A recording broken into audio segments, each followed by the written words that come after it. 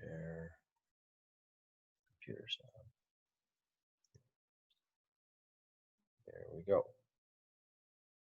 Screen.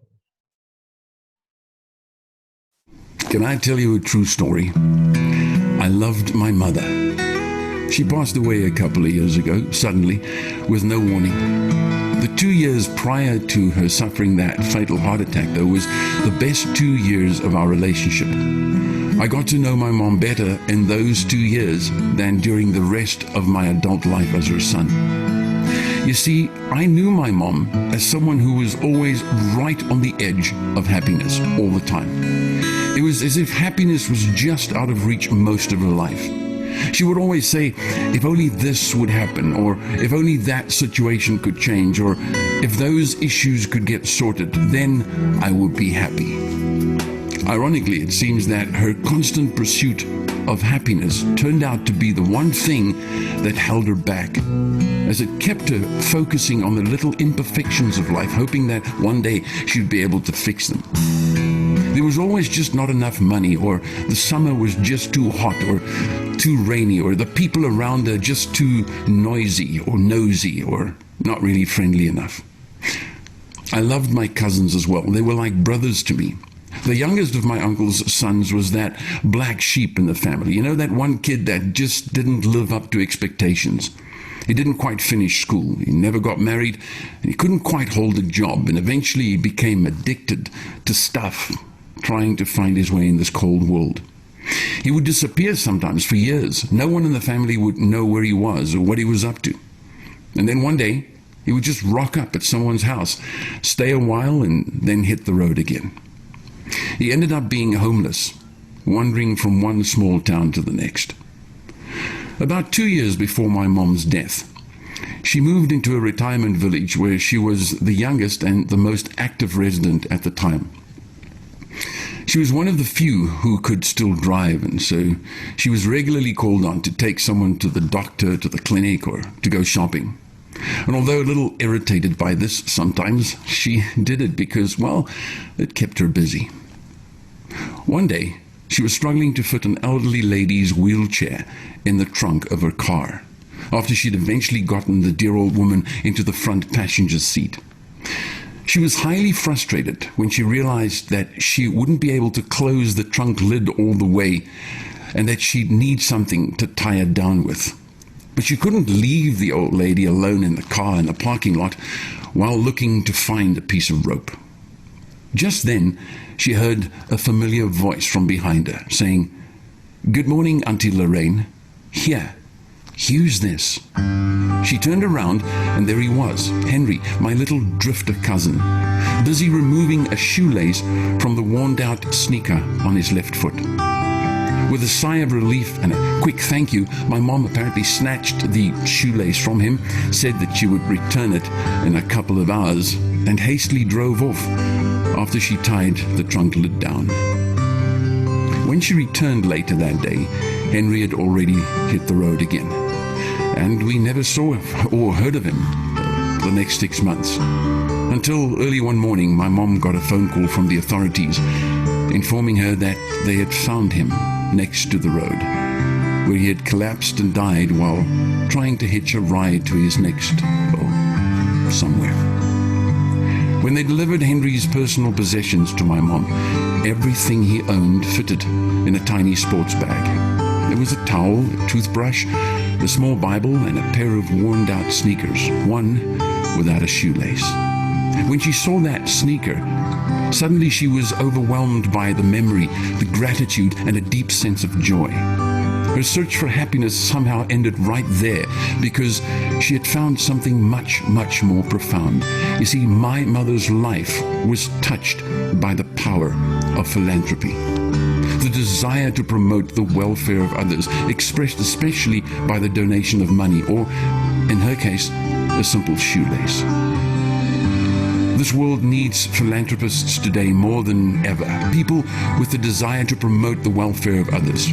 We've always thought that philanthropy was reserved for the mega rich and the super wealthy, because after all, they're able to give from a place of abundance, aren't they? Well, that may be true, but what if we could find a way for many to come together and each give a little?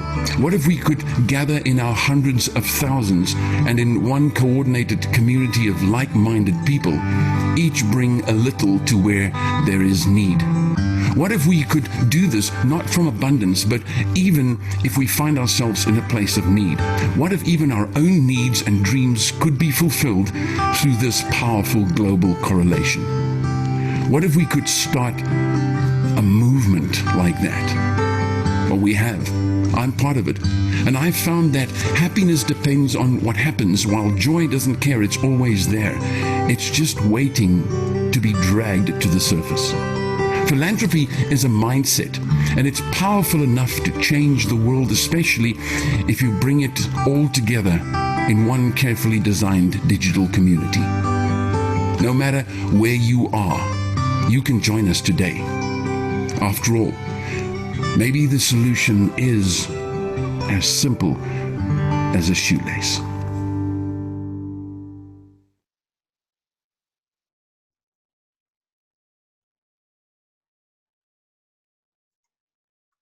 So,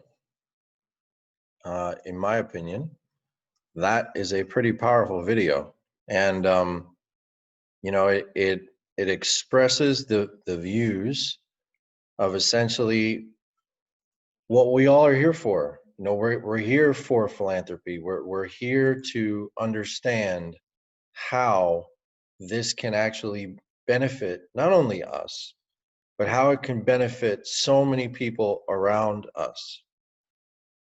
And that is really what the point that Leon was driving home here, is that his mom didn't understand what she was doing or anything like that. She was looking for happiness, and all of a sudden this little boy who wasn't really anything in the family all of a sudden came out and said, here's a shoelace. And that ability of him giving back to his aunt showed him, or showed her rather, the philanthropy of what giving back is all about. And I thought that that's a really powerful video that Leon did. So I hope you guys kind of got the benefit of that video and understood what that was all about. But I don't want to keep Chris here any longer than he should be. So with that, I'm going to turn it over to Chris and let him talk for a few. Hi, Peter. Thank you. Thank you for the invite. I really appreciate it. And hello to everyone here today. I know that we have people attending from all over the globe, so our times are not the same. And so it warms my heart to see this many people, Peter, quite honestly, taking charge and being part of their own lives. I had this whole thing I wanted to talk about this morning. My morning, by the way, had this whole thing I wanted to talk about with your group this morning. And quite honestly, after sitting and listening to Leon's video again, I had seen and heard that video. Every time I see and hear it, it means a little something different. It changed my conversation a little bit. Okay. It changed my conversation a little bit, because most of the time when we have these meetings, what I get asked to talk about is the money. I mean, I'm just going to be honest. 90% of the calls that I get asked to participate on are, how can I make more money? Where are my contributions? How can I make them flow better? Those types of questions. And so this morning, I'm going to lead with something completely different from the money. I want to talk to all of you all on this call, 33 of you to be exact, about philanthropy for a minute. I really, really want to talk to you guys about philanthropy for a minute. See, what I got from that video, and I love that Peter shared what his thoughts were, because it just goes to show that everyone seeing that is going to get something different from that video. So for me personally, when I hear the words that Leon says, and I see for you guys, you probably are watching, sitting there watching Leon's lips move and watching him talk. I'm not. Although I see Leon on the screen, I see uh, much more of a movie screen, because Leon has that ability to take you through a story in the way that you see it play out before you. And so as I listened to that, and as I was hearing what he was saying, I was seeing it all play out. And, the ironic thing was that uh, part of the message Leon was giving there was that his mother was always in the pursuit of happiness, and she could just never quite seem to feel like she reached it. And the funny thing about that is that she was giving happiness everywhere she went. Did you guys get that? She was giving happiness everywhere she went. And then this young cousin, this young boy who, derelict as he may have been, homeless as it sounds he was, a wanderer, if you will, had the biggest heart of them all. I mean, I want you guys to think about something. 6 months later, the authorities contacted Leon's mom and returned his personal possessions to her. In those personal possessions, there was a small Bible, a few other things, and the two shoes.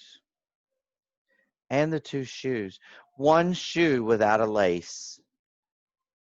Now, I want you all to picture this young boy. We're going to say he was a boy. This young boy walking from place to place, walking in his everyday life, everywhere he went, in a sneaker with no lace. I don't know about you all, but I've actually walked with a sneaker that didn't have a lace before, because as a young kid, I broke the lace or whatever, and I got mad and I jerked the rest of the lace out of the shoe because there was no reason to have a broken lace in there. I couldn't tie it, right? So the anger of not having enough to tie the lace. And so I made my situation worse by taking the remainder of the lace out than if I'd have just left it, because the tightness of the lace would have held the shoe to my foot better. You have to know that every step he took was labored.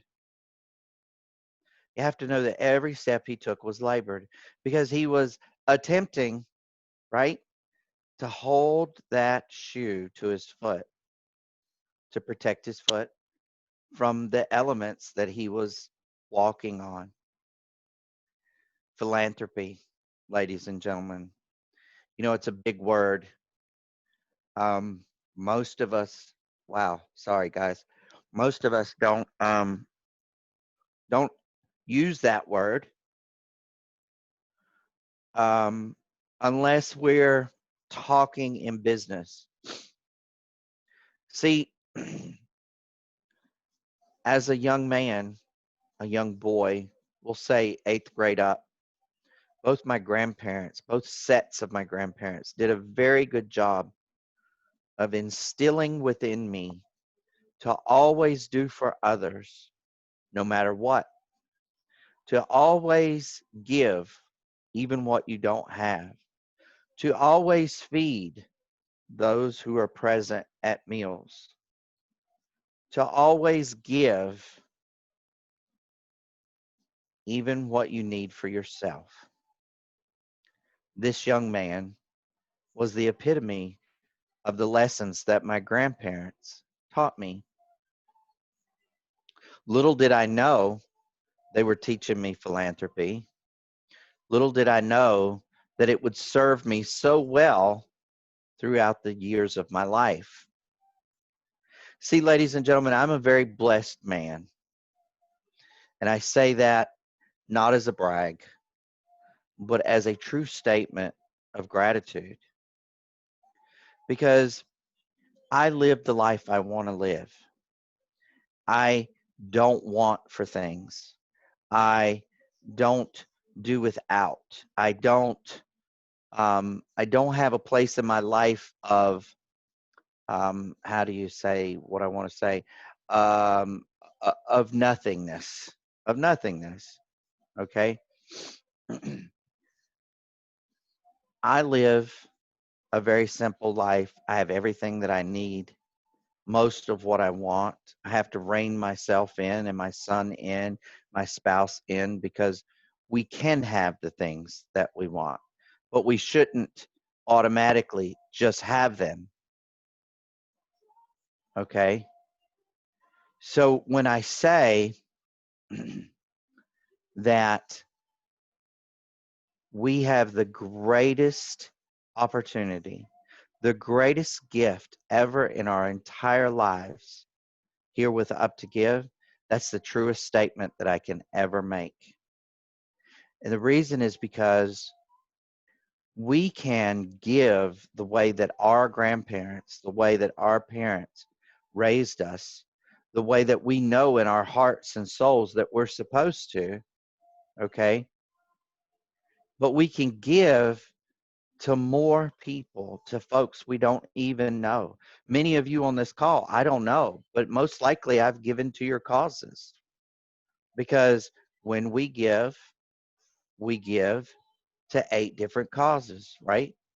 Or more, but 8 primarily, right? Because most of us go through and read a lot of those causes and we end up giving more contributions, but that's another story. Up to Give was designed in Jerry's mind to be able to help the world be a better place. Hope is something that a lot of people need in today's world. Philanthropy breeds hope. Philanthropy breeds hope.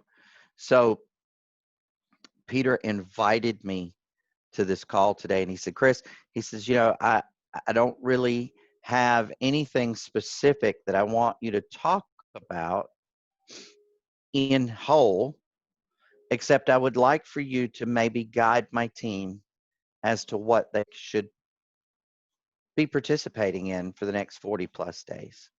I said, no problem, Peter, I can do that.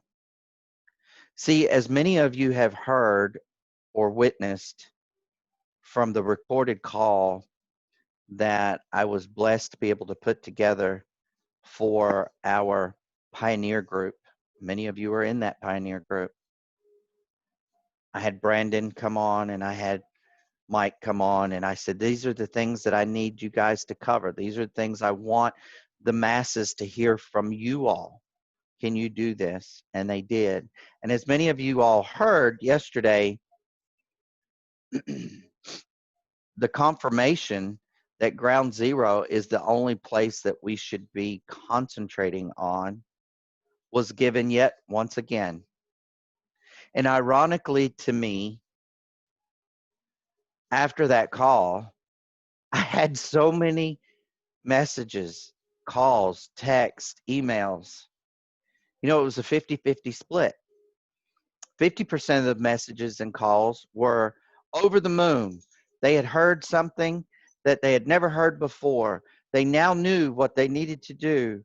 They could be successful in their eyes because we had put this call together. The other half said, I don't get it. I don't understand. I didn't hear anything more than I've been hearing for months, et cetera, et cetera. I was talking with Peter after that call, sometime after that call yesterday evening, and I'm going to be quite honest. I know this is being recorded, and quite frankly, that's probably a good thing. I said to Peter, I said, I'm both elated and furious at the same time about the call that we just had and the message that went out. And Peter said, well, why is that, Chris? And I said, because I get on your calls. See, you guys don't know it, but oftentimes I'm lurking. I'm there, whether you know I'm there or not. And I hear these leaders talk about Ground Zero and talk about the giving box and the structure. And I hear them talk about Up to Give as a cause-driven company. And I said to Peter, I said, Mike and Brandon didn't cover anything that you haven't said 100 times, or that I haven't said 100 times, or Dwight hasn't said 100 times, or Michelle hasn't said 100 times, or Brandon hasn't said 100 times, but they heard it differently today. Why was that? Well, it was probably because um, everyone knows that Mike is a consultant in the area of legal and compliance, and everybody knows that I'm his administrative assistant for that. Maybe that was part of it. Maybe it was because their head and their heart was in a place that they could hear and receive. Then you have that other 50% that didn't hear anything new and only heard what they had been hearing for months. That saddens me. It saddens me in a degree that I want to help those folks, but sadly, I can't give them a lot of energy and power at this point. Why? Because they are completely closed off. They have a blind drawn. They have a door shut. They have a heart that's closed. They have one issue. Let me tell you what that one issue is, ladies and gentlemen. If I may be so bold to be so blunt, you guys give me a second. I need to wet my whistle, okay? Good coffee. I'm going to be very blunt here. They are closed off and didn't hear the message because their only concern is themselves. Let me repeat that. Their only concern is themselves. See, this is what I know. Proof positive. I've watched the system work both behind the scenes and in the field. I've watched many of you guys and your teams prosper and grow. I watch, I see. I don't need Peter to report back to me and say, you know, Dwight's doing a phenomenal job or so and so and such, because I see most of that. Okay. Now, when I see that, I usually reach out to a leader and I say, tell me more about this person. I want to understand where they're coming from. Who are they? What's going on in their life? But the people that didn't hear the message, they're only concerned about how many contributions they're going to receive. That's the only concern. Their concern is not truly about helping others. It's not truly about making the world a better place. It's not truly about helping someone in a way that they can never, ever return the favor. See, their concern is helping someone and getting full reciprocity. Full reciprocity doesn't work that way. Doesn't work that way. See, you guys know as well as I know that in order for everyone to be fully successful, in order for everyone's cause to be helped to its maximum, then we must truly help others first. And so Peter said, Chris, please, you know, just give my team a few words of advice about how they can win over the next 40 days. And I said, I'll be glad to. It's not anything you haven't heard before, but I want you to take it to heart, okay? I want you to hear me and hear me clearly. I want you to understand that it doesn't matter to me whether you take my advice or you don't, because it's not affecting me directly, okay? It's not affecting me directly, but it does affect so many other potential people. Because each one of you right now, what could you be doing? Listen, ladies and gentlemen, we all know that we need to be in ground zero together, working hard, side by side. That's the trench. Anybody ever said, that's my trench buddy? Or anyone ever heard, that's my trench buddy? That's what that means. That's the work spot. We all need to be in ground zero, and we all need to be working in ground zero. And yes, absolutely, start with your own team. Last in, first out. Think about that. Last in, first out. Now, that may not make a lot of sense, and I haven't used that terminology for many of you, but let me explain very, very quickly. Okay. Last in means the last people in your organization are on the bottom of your list. Remember, it's a global line. You should all have a list. You should be at the top. Your two personals should be next. Their two personals should be under that. Their two personals should be under that. You should have a list. And as a leader, every morning, you should be able to look at that list and tell exactly where you need to go to work. So can you work there all day? Can you work there all day? No, you can't work there all day, because you're going to touch those people and you're going to ask them how you can help them, and you're going to offer whatever resources you may have, be it a three-way call, a Zoom, a recorded call. You know, maybe it's a lack of Bitcoin. Maybe you need to help them acquire Bitcoin. You're going to do that. It's not going to take all day. So once you've worked on your team, what should you do next? Ask your friends and neighbors, your family, okay? Ask your family, who you got in Ground Zero? Who can I help you help out of Ground Zero today? Okay? There are many people in Ground Zero, 11,000 and something. You're not going to run out of people to help, okay? You're not going to run out of people to help, I promise you. And then what should you do? After you've spent a little time working in Ground Zero every day, I call it a couple of hours, then you should turn around and divert your attention to your team. Go to your leaders, ask them what their struggles are, ask them what they need help with, ask them what tools would make their life easier. See, this is what I know about that conversation. You can't always deliver everything that they tell you, but the fact that you circle around and have those conversations and you ask proves that you care, proves that you are interested in them and their business, right? And making their business easier and better for them.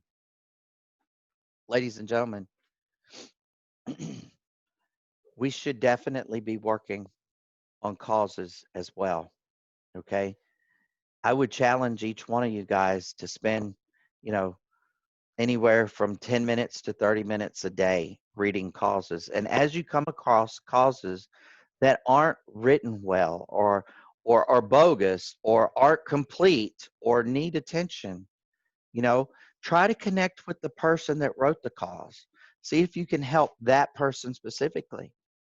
If you can't get in touch with that person, reach out to your leadership and say, hey, we got a cause out here that, you know, is going to make Up to Give look bad, or isn't going to make Up to Give shine in its brightest light.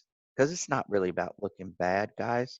It's about looking our best, looking amazing. And then the final thing you should do every day, and this one is sometimes harder than everything else once you get in the practice of doing it. This one is harder, I'm just going to say, than all the others once you get into the practice of it. And that is, find someone that you can help. And help them without the concept of reciprocity. Do something for that person or group of people or whatever that they can't possibly repay. They couldn't possibly repay.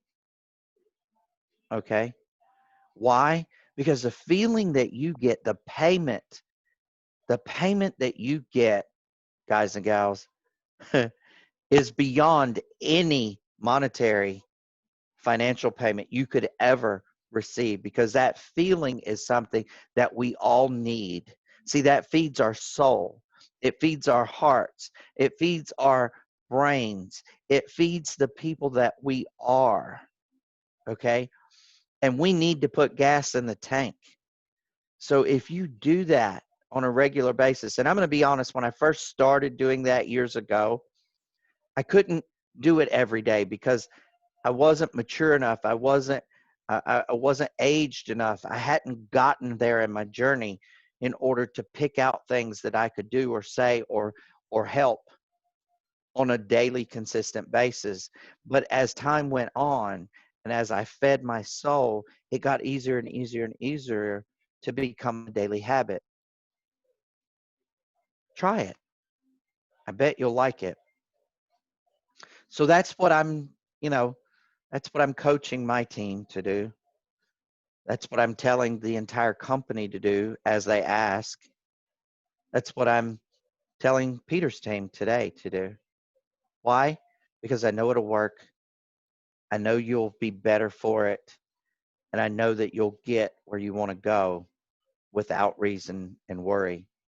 So before I hand it back over to Peter, I just want to say that, a lot of you may not understand that working in Ground Zero, depending on how long you've been here. So forgive me, I'm not trying to insult anyone.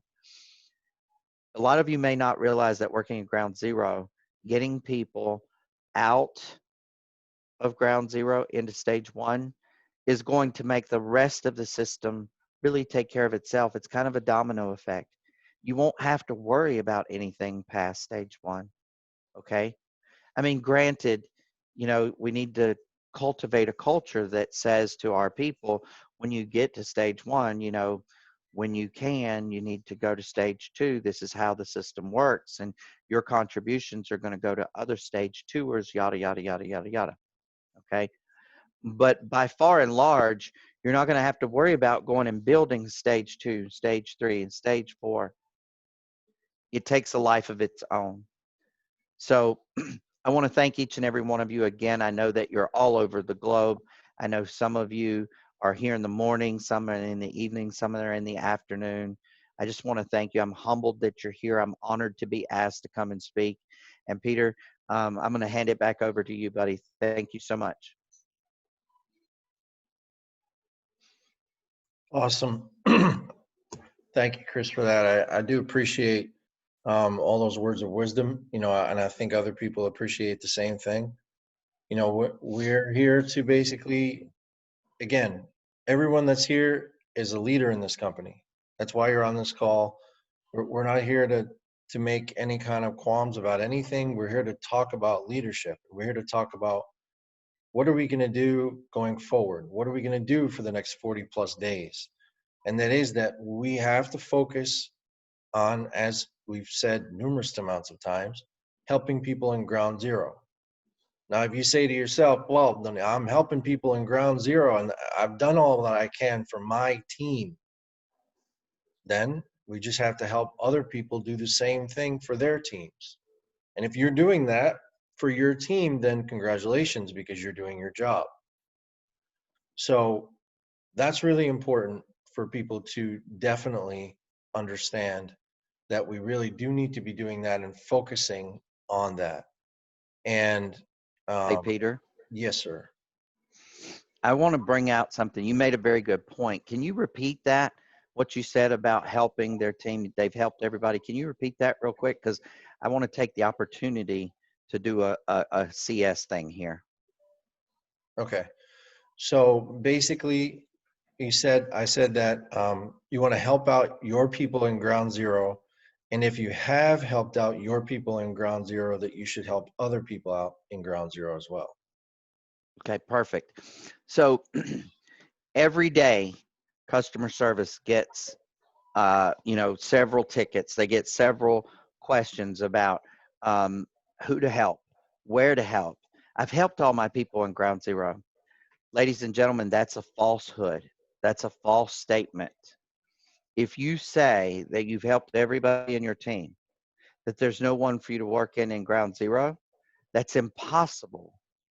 It's impossible. Why is it impossible? Because someone's at the bottom of your list. Someone came in last. See, when you help those last two, guess what happens? You help one, you put two more back in. Wow, now you got two more to help, okay? So it is impossible. You cannot come to any leader ever and say, I have no one to help in my team. That is a false statement. And it's a statement that we all have heard. It's a statement that we will hear again. but I want to help each one of you understand that that is not a proper statement. It is not acceptable. And when someone says that, it should be a red flag to you that they don't understand how things work, because it's an opportunity now. When someone comes to you now, it's an opportunity for you to take them by the hand and help them to understand, because they truly don't understand how the Giving Box works, how Ground Zero works, or how their team works. So I just wanted to bring that up, Peter. Thank you. Sure, no problem. Yeah, so I mean, it is definitely important that everyone understands that. But I mean, while we're here, while we're here together, and it's 11:36, so we'll just go a few more minutes. Okay, so we'll let Michael speak. Go ahead, Michael. Hey guys, what's going on? Hey Chris, if there's a way, maybe you could help us out. Is there a way, like you said, in Ground Zero, there's 11,000 people underneath us in Ground Zero, but you and I both know we're not going to be able to click all the way down. Is there a way we can press the button for that last person to show up, so you know who's your last person that really came into Ground Zero? Because it's very difficult to know, even on stage 1, 2, 3, and 4, without really clicking the buttons all the way to get to that last page. Could we make it where we have a button where it says Joe Smith just entered stage 2? Oh my goodness, Michael. I love your questions, and I love being able to answer them even more than I love your questions, buddy. You know, if it were so easy, that is a beautiful solution. It's actually one that, ironically enough, we must think similarly, because it's actually one that I've asked some months ago. Remember that I'm also Mike Boggs's executive assistant, and legal and compliance. Those are two words that, you know, we have to stay within the realm of 24/7, 7 days a week, right? So when I asked that question, because I was trying to be helpful, much like you are. Okay, I didn't think about the ramifications of the legalities there.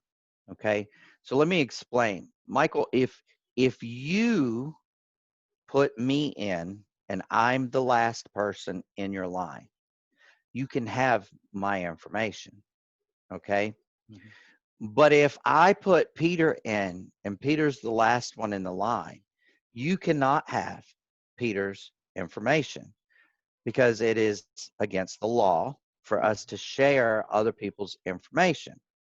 So how could we legally and compliantly, how could we maybe make that work? So I've been thinking about that a little bit.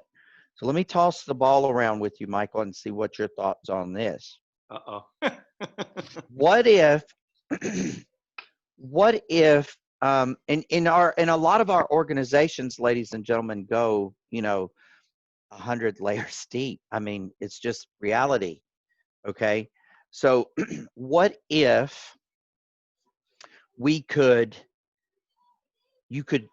see the last leader that you personally sponsored and or worked with? Okay, so in other words, the last person that you had personal contact with, and then we could possibly have that person to make the connection. Do you think that that would be a satisfactory answer to that? Yeah, it's a start, obviously, because I mean, a leader's going to do whatever they got to do to get involved and roll up their sleeves and get on down there and help. So it helps, of course. Mm-hmm. Okay. Also, what I also want to say here is that I started something that is snowballing. I don't know if Michelle Whidbey's on here or not, but She's been helping I'm me here. with it so far. Michelle, the the emails are coming in pretty rapidly. Would you agree They on are. wanting help? Yeah. Absolutely. So what you guys don't know, because you're already in the system and you're already working and you're already you're already, you know, in momentum. Okay. We as a company, corporate, Michelle and I devised a email, and we sent it out to the 40,000+ folks that are not active in our giving box. And we said to them, you know, well, first of all, we thanked them, right? We wanted to thank them, yada, yada, yada. But we also asked them if they would like to participate, please send us back an email reply and ask for help. So we have, I'm not even going to go there to give you a number, but they're massively, because this has been going on since Monday. So they're massively piling up. So we're going to actually be looking for folks like yourself, Michael, and Peter, Dwight, and others. Okay, we're going to be reaching out to you guys very soon and asking you to take 4 or 5 of these people under your wing. You know, I don't think that personally, I don't think that anyone needs more than 5 people to help at a time, and be able to work their business and help their team. You know, I don't want it to become a full-time thing. But because they have written in and they have asked for help, they've given us permission by doing that to share their information. So Michael, we are working diligently on solutions to exactly, you know, your quandary. So I applaud you for thinking outside the box and bringing up, you know, those hard and difficult questions to answer. Thank you.